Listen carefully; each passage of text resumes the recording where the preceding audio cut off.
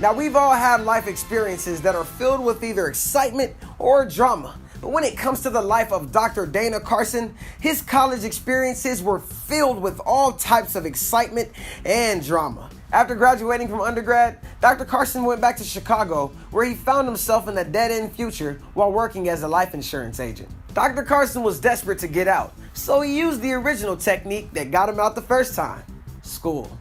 My dad's former college mentor helped him get into graduate school at Texas A&M University. He loaded his car and began to drive back to Texas, but while in Memphis, Tennessee, he was notified that his financial aid had not come through yet.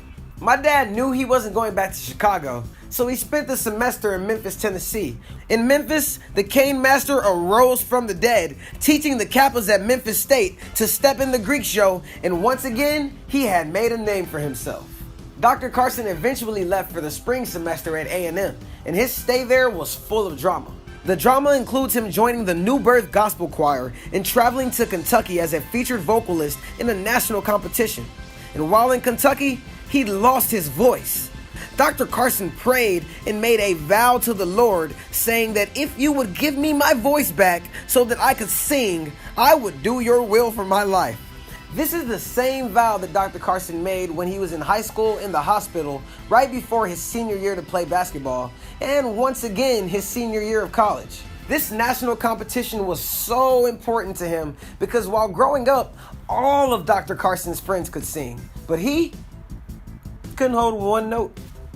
Dr. Carson seemed to have effective negotiation skills with God because he got his voice back, but only after God revealed his will for his life, which was that he would preach the gospel of the kingdom.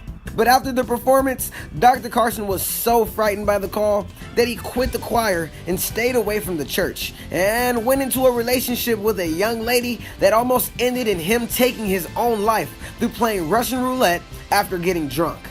Which, by the way, my dad cannot stand liquor, but he was so depressed because his girlfriend had left him for her ex-boyfriend after he had taken her to Chicago to meet his parents. God delivered him once again and told him to do his will, preach. Dr. Carson went to the local Baptist church that Sunday and observed the preachers and said, "This can't be my future." And thus, he ran to Austin, Texas before he had completed his program at Texas A&M.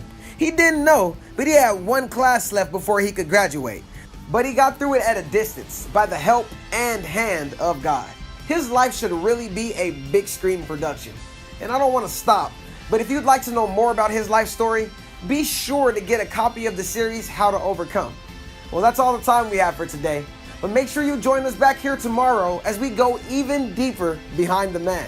And be sure to like, share, and repost this mini-series every single day with your friends and family. And I'll see you back here tomorrow.